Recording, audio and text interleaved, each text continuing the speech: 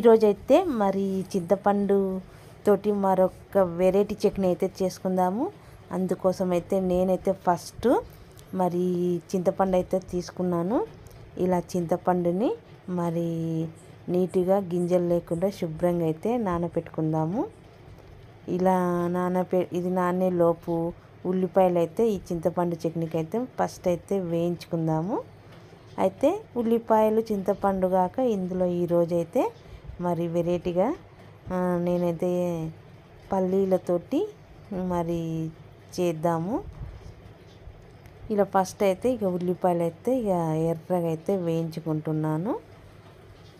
ఏ చింతపండు చట్నీకైనా సరే కానీ ఉల్లిపాయలు అయితే ఇలా రెడ్గా వేయించుకుంటే చింతపండు చట్నీ చాలా టేస్టీగా కుదురుతుంది. వేడివేడి అన్నంలో సూపర్ టేస్ట్ ఉంటుంది. మరి ఫస్ట్ అయితే ఇలా ఎర్రగా అయితే ఉల్లిపాయలు అయితే వేయించుకున్నాను. వేయించుకున్న తర్వాత స్టవ్ ఆపు చేసి ఇందులో పసుపు వేసుకున్నాను. ఈలోపు ఇవి చల్లారేలోపు మరి వీటిని చల్లార్చేలోపు అలాగే పల్లీలు అయితే వేయించుకుందాము. ఇలా పల్లీలు దోరగా వేయించుకున్న తర్వాత ఈరోజు ఈ చింతపండు చట్నీలో ఇలా పల్లీలతోటి చేసుకొని టేస్టీగా తిందామని ఈ చట్నీ అయితే చేస్తున్నాను. ఇలా పల్లీలు అయితే మరి దోరగా అయితే వేయించుకుందాము. ఇలా పల్లీలు దోరగా వేయించుకున్న తర్వాత వీటిని చల్లార్చి పొట్టు తీసి ఇలా మిక్సీలో అయితే వేసుకున్నాను. మిక్సీలో వేసుకున్న తర్వాత టేస్ట్కి తగ్గట్టు ఉప్పు అలాగే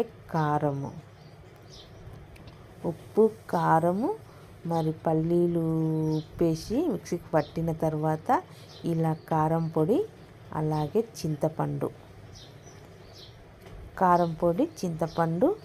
ఇలా మొత్తం వేసుకొని ఇప్పుడు మెత్తటి పేస్ట్ లాగైతే పట్టుకుందాము.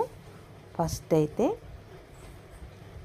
ఇలా మెత్తటి పేస్ట్ లాగా పట్టుకున్న తర్వాత ఇందులో మనం వేయించుకున్న ఉల్లిపాయ వేసుకొని మరి ఒక్క తిప్పుకుందాము. ఇలా చట్నీలని మనము వెరైటీగా నువ్వులతోటి పల్లీలతోటి ఇలా అయితే చేసుకుంటే టేస్టీగా బాగుంటుంది. చూడండి ఎంత సూపర్గా ఉంది. మరి నా వీడియో నచ్చితే ఒక లైక్ చేయండి, షేర్ చేయండి, మరి కామెంట్ పెట్టండి.